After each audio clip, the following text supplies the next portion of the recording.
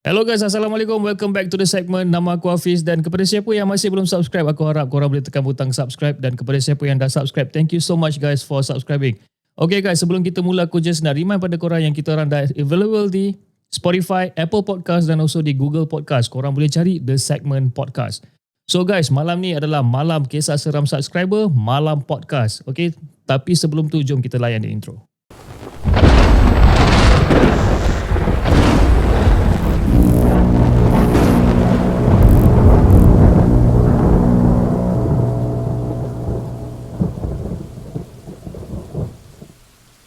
أعوذ بالله من الشيطان الرجيم لو أنزلنا هذا القرآن على جبل لرأيته خاشعا متصدعا من خشية الله وتلك الأمثال نضربها للناس لعلهم يتفكرون صدق الله العظيم.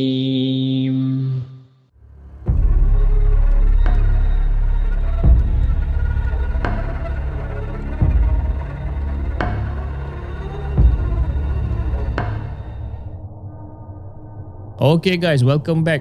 Okay guys, so macam aku cakapkan tadi, malam ni adalah malam podcast kisah seram subscriber, dan hari ni is a special collaboration day. Aku decide untuk collaborate dengan satu YouTuber yang bernama Ika Lee Channel. Korang kenal kan? Okay, so aku ada dalam talian sekarang Ika, dan jom kita borak dengan dia. Hello, Assalamualaikum Ika. Waalaikumsalam, hai bro. What's up? Okay, what's up?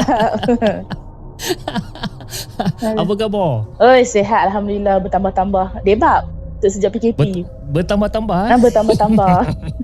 Okay, so Ika, aku tak sure sama ada penonton-penonton di segmen kenal ke tak Ika Lee Channel ni. Tapi why don't kau introduce kau punya diri, and kau kerja apa, umur kau berapa, single ke dah berpunya kan? Okay, go ahead. Okay, hi guys. Okay, nama aku Ika Lee. Korang jangan terkejut pula kalau aku bahasakan diri aku sebab aku dah biasa macam tu. Aku pun part-time YouTuber sebenarnya untuk kisah seram, and masih bujang. Okay, alright. Okay, masih bujang. Okay, masih bujang, and kerja hakiki aku sebenarnya seorang pengajar. So basically dia adalah tenaga pengajar guys. Okay, so kepada sesiapa yang kat luar sana yang korang rasa hantar anak korang pergi sekolah, most probably ini adalah cikgunya kan? Kau sekolah menengah ke sekolah rendah? Sekolah rendah. Sekolah rendah, subjek apa? Subjek BM. And kadang-kadang BI lah. Kadang-kadang BI. So maknanya aku kena cakap BM dengan cara elok lah. Aku tak boleh nak pasar sangat nanti cikgu BM marah. Tak ada, okey je. So okay Ika, thank you so much Ika sebab kau setuju untuk apa orang kata collaborate dengan the segment. Okay, basically malam podcast is a section atau is a segment whereby aku akan bersembang dengan kau and nak tahu tentang kau punya kisah-kisah seram, pengalaman kau yang tersendiri. Kau ada? Ada. So hari ni berapa banyak kau rasa agak-agak nak kongsi dengan kita orang ni? Mungkin 3. Wah, banyak tu 3 kan? Hopefully kita cukup masa lah. Kita nak kongsi nak buat 3. Kalau tak cukup masa, probably kita boleh buat part 2. Nice juga kan? Okay, alright Ika, the stage is yours. Go ahead.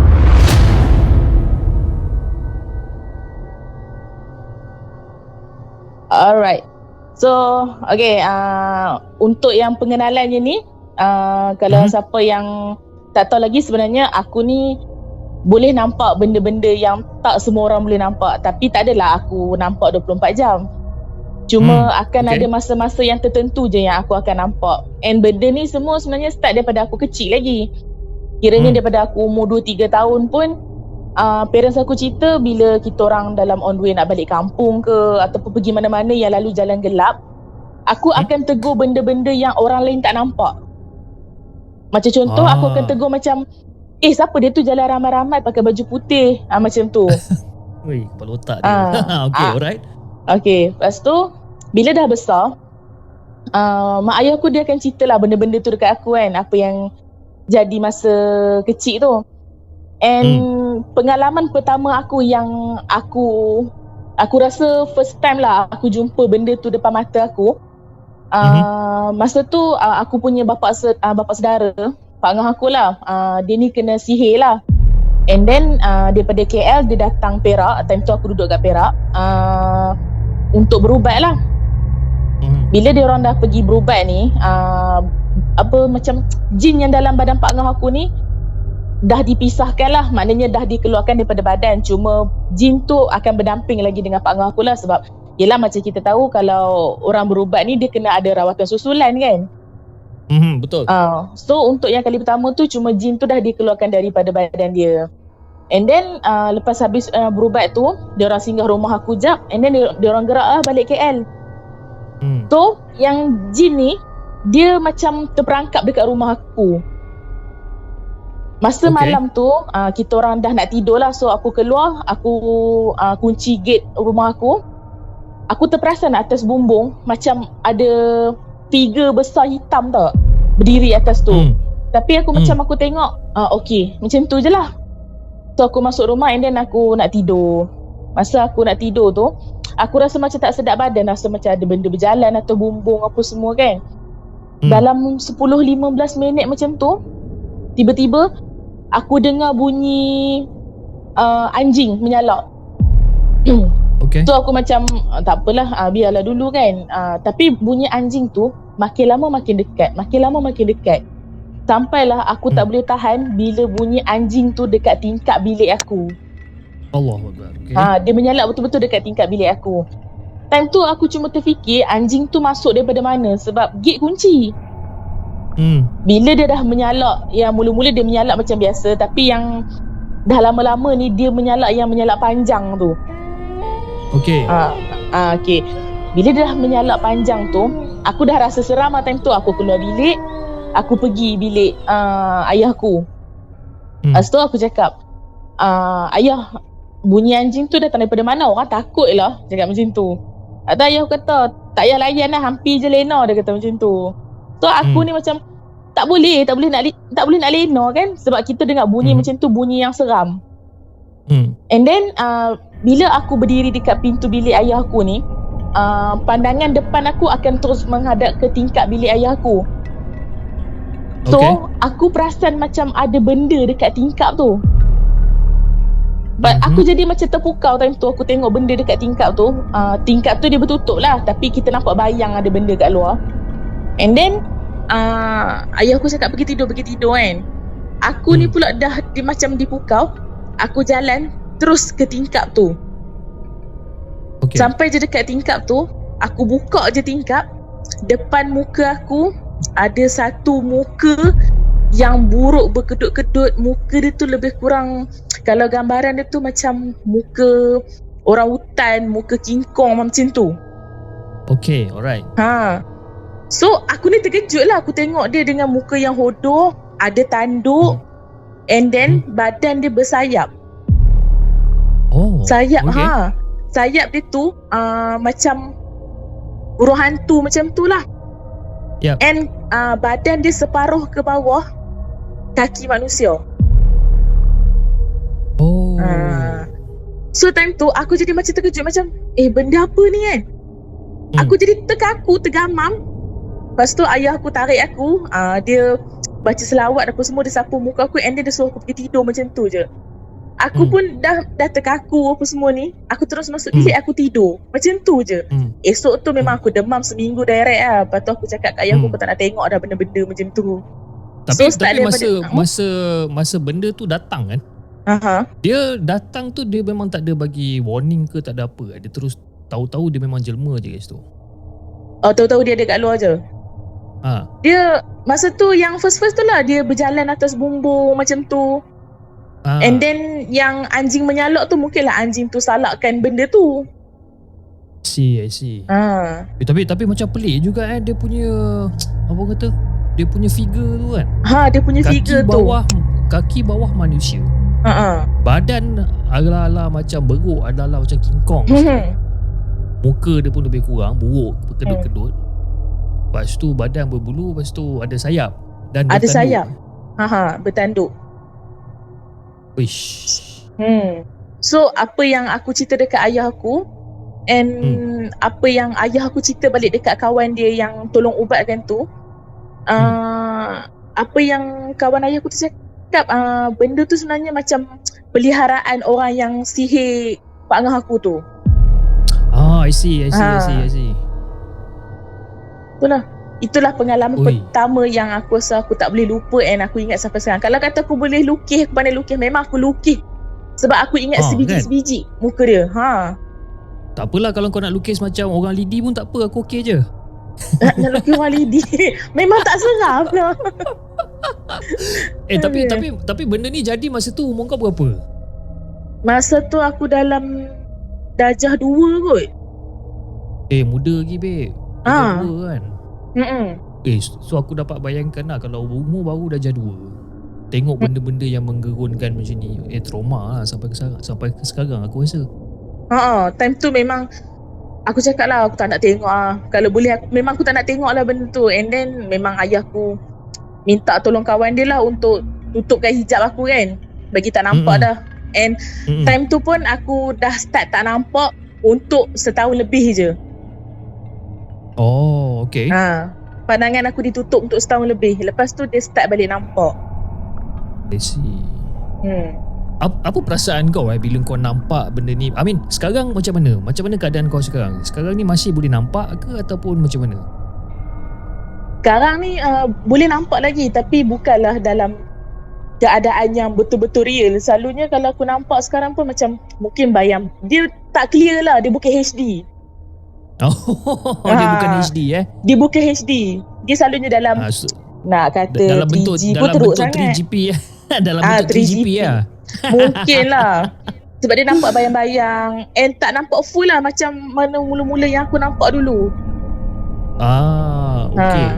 So Ika, aku ada satu soalan untuk kau Bila kau jadi macam ni kan, apa masalah, basically apa perasaan kau ataupun macam mana kau handle benda ni? I mean, macam aku lah, Alhamdulillah, aku bukan nak cakap apa, tapi so far aku jarang lah untuk nampak benda-benda macam ni. Ataupun boleh dikatakan almost tak nampak benda-benda macam ni. Jadi hidup aku ni macam aman sikit lah kan. Tapi untuk orang-orang yang macam hijab terbuka ataupun untuk orang-orang macam kau ni, korang akan nampak benda ni once in a while kan. Benda tu macam mana, macam mana, apa yang kau rasa sebenarnya? As in merimaskan kau ke ataupun kau dah lali ke apa ke, macam mana? Masa mula-mula yang aku start nampak balik tu, memang aku tak suka lah sebab dia datang bukan dengan rupa yang handsome macam Aaron Aziz ke macam Syukri Yahya, bukan macam tu. Rupa dia yang buruk, yang tak boleh terima. So aku macam agak tak boleh terima lah benda tu. And sikit sebenarnya benda tu dah kacau mental aku. Sebab aku rasa macam aku seorang je yang nampak benda tu. Betul ke aku nampak benda tu ataupun aku ni gila? Sebab bila kita cerita ke orang susah lah nak percaya benda tu. Sebab dia orang cakap, yang boleh nampak ni semua yang ada kuasa dengan izin Allah je, macam tu. I see, faham. So tapi bila dah lama-lama, perasaan tu dia macam bila ternampak tu macam okay, so tak nak tengok. Bila ternampak tu ternampak sekali lah, lepas tu kita pandai-pandai lah macam okay, aku tak nak tengok. Tapi masalahnya benda tu, bila kita dah ternampak and kita buat-buat tak nampak, dia tahu yang sebenarnya kita nampak dia. So dia akan lagi kerak-kerak muncul. Dia nak kita ni triggered dengan dia. Basically benda tu dia nak kau acknowledge dia lah sebenarnya. Dia sebenarnya perlukan perhatian. So macam kau cakap tadi lah, benda tu tak se-handsome Aaron Aziz ataupun tak se-handsome Syukri Yahya kan. Kalau kau dengar nama Syukri Yahya, aku selalu dapat jolokan orang kata muka aku ni macam Syukri Yahya. Betul ke? Allahu Akbar. Betul lah tu. Betul lah tu. Macam kita iakan je. Betul lah tu. Aduh. Sorry guys, aku just main-main je guys. Okay, the reason why aku buat macam ni sebab aku nak tenangkan keadaan, sebab aku sorang-sorang sekarang ni. Sekarang pukul berapa? Sekarang pukul 12.30 malam. So aku nak relaxkan diri aku juga sebenarnya kan. Okay. Guys, at least dia walaupun dia sorang-sorang, dia sorang-sorang dalam studio dia je tau. Aku sorang-sorang dalam satu rumah. Macam mana tu? Bahaya tu kan? Allah Akbar. Okay Kak, so basically itu adalah cerita yang pertama Cerita yang pertama. Okay, cantik. Okay, why don't kau continue untuk cerita yang kedua?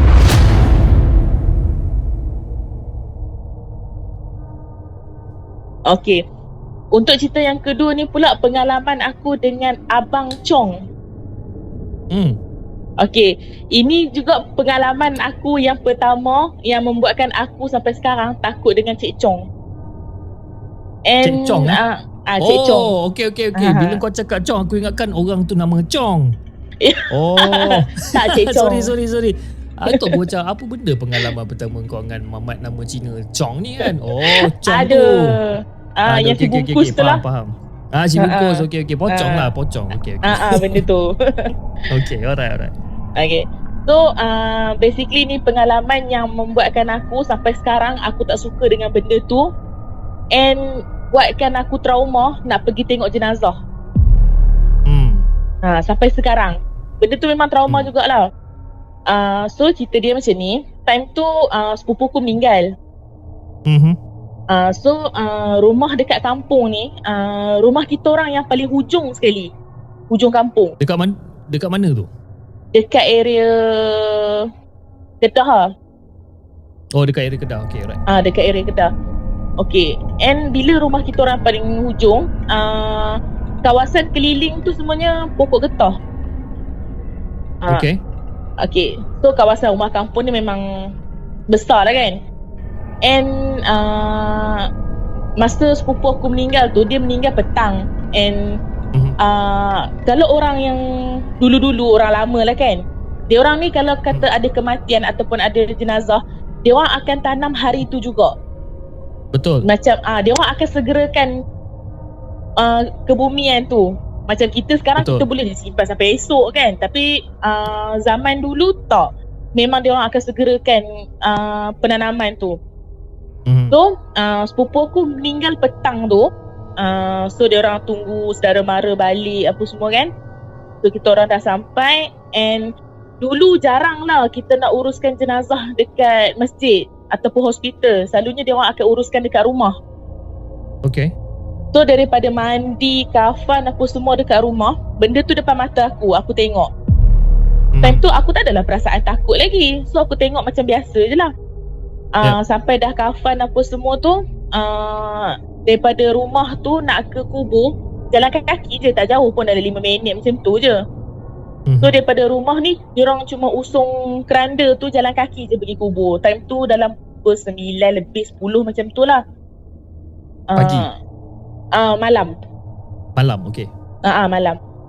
So diorang ni semua dah pergi kubur. Tinggallah kami yang budak-budak ni dekat rumah. Adalah orang tua seorang, dengan yang mana badan tak bersih lah. So kita orang yang budak-budak ni biasalah main-main dekat depan tu apa semua. Aku masa tu aku duduk dekat tangga kan, rumah atas kan. Yes. So duduk dekat tangga. Aku tengok-tengok keliling macam tu je lah. And then aku perasan dekat sebalik pagar rumah aku tu ada satu sosok putih. Tapi time tu aku macam, tu benda apa macam tu. Sebab aku tak ada idea lagi yang benda tu hantu sebenarnya. So aku tengok lah macam tu benda apa. Aku panggil sepupu aku, weh mai sat tengok kan, tu benda apa. Sepupu aku time tu dah tingkatan 2 macam tu lah. Aku dalam dah jam 4 kot. Lepas tu sepupu aku cakap, weh masuk dia kata macam tu. Cakap, weh siapa? Weh hantau yang tu hantu, dia kata macam tu. Lepas tu kita cuma nampak putih macam mana yang kita nampak jenazah tadi tu. So kita macam tak ada apa, biasa je lah kan. Tadi pun tengok macam tu juga. Lepas tu sampailah malam nak tidur ni, rumah papan kan dia tingkap, tahu tak tingkap yang jenis keping-keping tu? Tahu? Tingkap papan yang kita buka macam selalu macam dalam iklan raya tu kan. So kita orang ni sepupu-sepupu sepapat ni tidur dekat ruang tamu lah ramai-ramai. Okay. And then dah tidur ramai-ramai kat depan ni, kita orang tidur kiranya kaki menghadap ke tingkap. And tingkap tu pula sebelah buka sebab nak bagi angin masuk, nak bagi sejuk lah kan. Okay. So aku kan tidur lambat. Aku cuma duduk senyap lah, aku tengok je lah tingkap tu apa semua kan. And then tiba-tiba aku dah pejam mata ni, aku rasa macam ada benda panggil-panggil tau dekat tingkap tu. So aku buka mata, aku tengok je dekat tingkap tu. Pocong tu dia berdiri sama level dengan tingkap.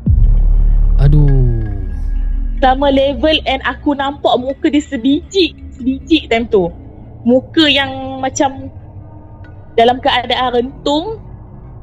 Lepas tu macam kulit dia tu kupas-kupas macam tu. And mata dia tu memang mata yang terbeliak and macam tengah marah macam tu. So masa tu aku tengok, aku macam ish. Lepas tu aku panggil sepupu aku. Aku macam weh. Lepas tu tunjuk dekat dia kan. Masa sepupu aku tengok tu, dia dah menggigil lah, dia takut lah sebab dia tahu tu benda apa. Macam aku ni, aku lambat sikit nak efek. Bila dah kawan yang seorang ni menggigil, yang lain ni pun banyak tersedar. And dia orang dah nampak. Yang salah seorang sepupu aku ni pun dia lari lah pergi ke dapur cari mak dia. So masa tu memang chaos gila lah dalam rumah tu kan. Memang kelangkabut lah.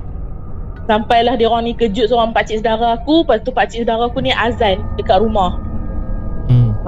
Masa dah azan tu, dengar macam ada benda duk melompat atas bumbung. Macam bunyi dum macam tu. Lepas tu dia orang ni macam yang budak-budak ni semua takut. Time tu barulah aku dapat vibe yang benda tu sebenarnya menakutkan. Memang aku lambat sikit ni efek time tu sebab aku terkejut. Sebab aku tak pernah nampak benda-benda macam tu. Uish, tu kalau kena kat aku tu aku tak tahu nak cakap apa Sebab tu lah sampai sekarang aku tak boleh lah nak tengok bab-bab benda yang bungkus-bungkus ni. Susah juga macam tu kan. Kalau dah sampai sekarang kau trauma kan benda-benda macam tu kan. Sebab bila kadang-kadang bila kita tak tahu siapa yang akan meninggal dan sebagainya kan. Dan bila kita nak pergi ke tanah perkuburan, nak settlekan jenazah diorang apa semua, tapi kau ada this trauma punya feeling, agak payah juga tu. Tapi betul sebab masa ayah aku meninggal pun aku tengok jenazah tu sebelum dikapankan je. Lepas dah kapan langsung aku tak tengok. Masa tu ayah kau meninggal memang bila? Aku tak tengok. Masa tu ayah kau meninggal bila? 5 tahun lepas. Tak lama lah, baru lagi. So memang basically memang kau tengok arwah ayah kau masa tu dalam keadaan dia sebelum kafan. Kiranya ayahku meninggal malam. And then bawa balik rumah. Kan diorang cuma selimut dengan kain batik kan. Betul. Masa tu lah aku tengok purpose. Esok pagi tu masa diorang dah bawa pergi masjid, solat apa semua, start je kapan, memang aku tak tengok langsung. Masa bawa pergi ke kubur pun aku duduk jauh-jauh lah. Memang aku tak tengok. Susah juga macam ni kan kalau trauma macam ni. Itulah memang ada kesan teruk lah kan. Tapi aku tak dapat bayangkan Habib. Maksud kau tengah baring tu kau tengah baring, kau buka mata nampak benda tu memang satu level dengan tingkap tu kan. And benda tu tengah pandang kau kan. Meremang syuk dulu. And dalam tu masa tu sebenarnya apa yang bermain dekat fikiran aku, benda tu sebenarnya besar mana. Sebab rumah kan tinggi. Kalau kita duduk bawah rumah pun, kalau kita berdiri pun, bawah rumah tu tak sampai lagi dekat kepala. Tapi dia boleh berdiri sama level dengan tingkap. Sama ada dia so tinggi, aku terbayangkan benda tu besar mana. Dia sama ada dia tinggi ataupun dia terapung lah. Antara dua ni lah yang kita boleh fikir logik pun kan. Astaghfirullahaladzim. Cuak aku. Nasib baiklah aku tengah pakai jaket sekarang ni. Tak adalah nampak sangat bulu roma aku tengah menaik ni kan. Kau masa kau cakap ish. Cuak babe. Best cerita ni. Ya. Okay, so macam mana? Kau ada cerita lagi? Ada lagi satu cerita. Yang ni paling epic dalam hidup aku.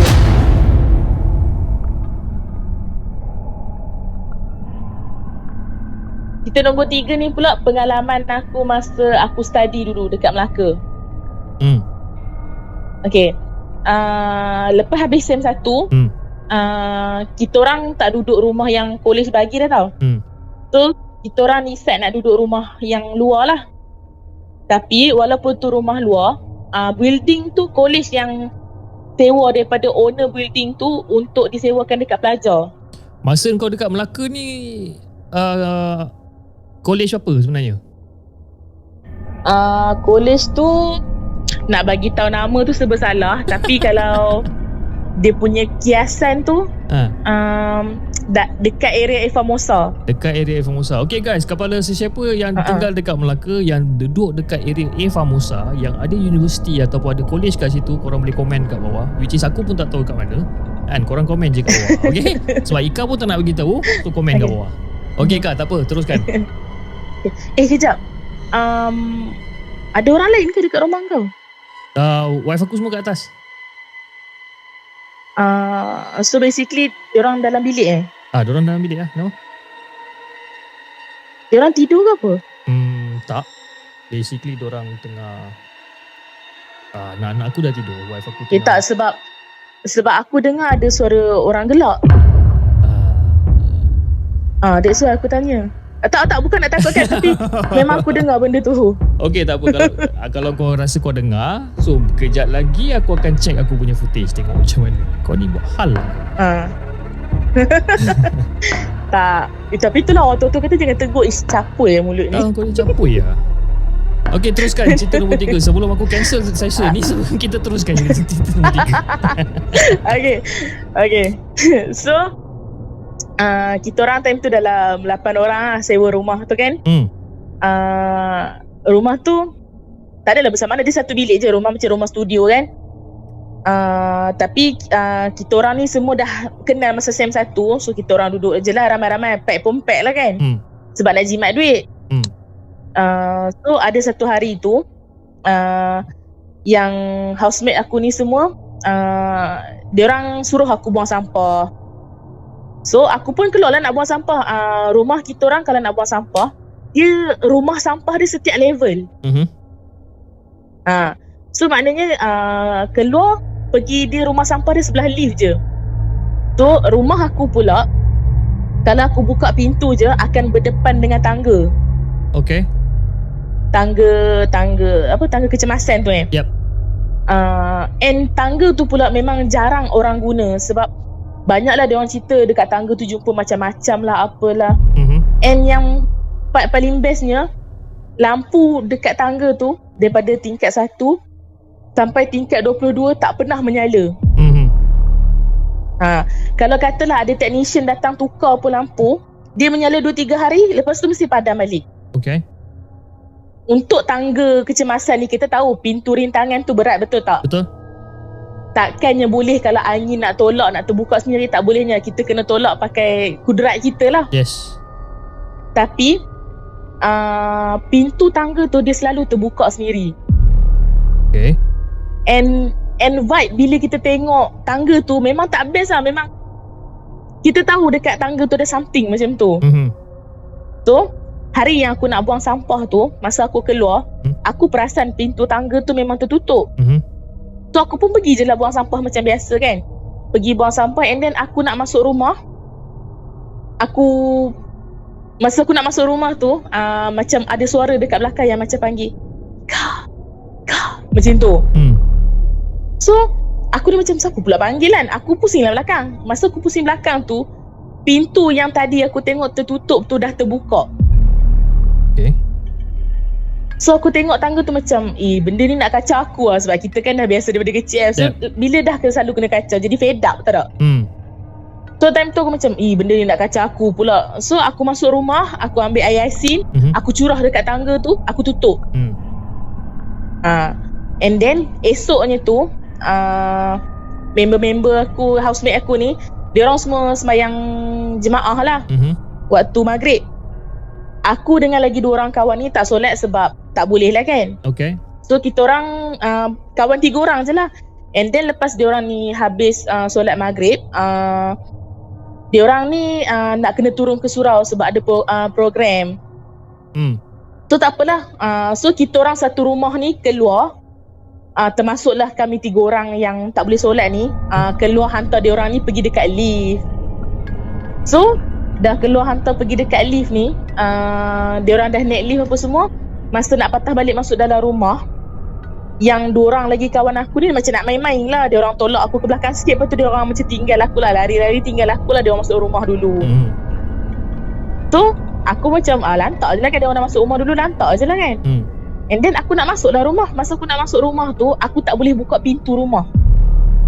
Aku rasa macam macam dekat belakang pintu tu ada satu benda yang tengah tahan aku daripada masuk. So aku ni jerit lah kat dia orang, cakap, "Weh, buka lah pintu." Member aku pula jerit daripada dalam, "Masuk je lah, bukan kunci pun." Tapi time tu aku pelik, kalau kata dia orang ni tak kunci, takkanlah aku tak boleh tolak pintu tu. Sedangkan pintu aku time tu, dia punya tombol tu macam ada masalah sikit lah. Kiranya kita orang pernah kopek sebab ada masalah tak boleh buka pintu kan. So kita orang pernah kopek. So dia punya lubang tepi tu jadi luas. Maknanya kalau kata angin kuat tolak pun memang boleh terbuka. Okay, faham. Tapi ni aku tak boleh nak tolak walaupun aku dah guna badan aku. So aku dah rasa fed up. Aku tunduk lah nak buka kan.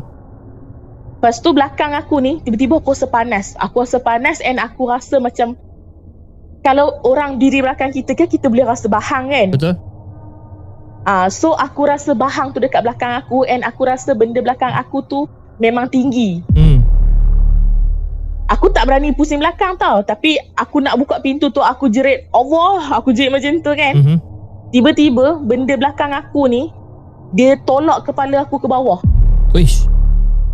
Dia tekan kepala aku ke bawah sebab memang aku rasa tangan yang pegang kepala aku tu memang tangan dia sebelah je tapi penuh kepala aku macam tu. Oh, besar tangan dia tu. Bila dia dah tolak aku ke bawah, kepala aku terantuk dekat pintu tau.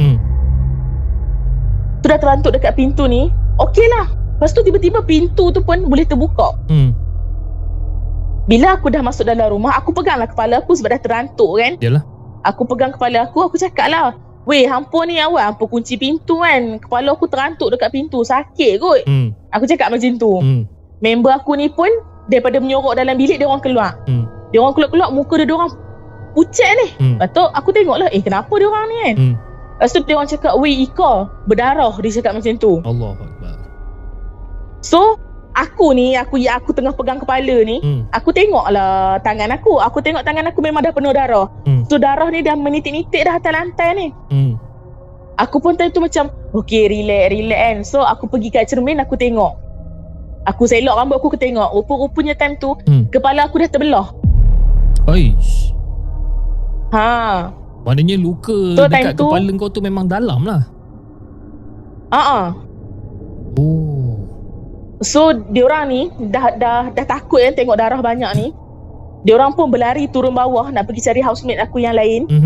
And aku tinggal seorang-seorang dalam rumah. Masa tu aku menangis lah sebab yelah kita jauh kot daripada mak ayah kan.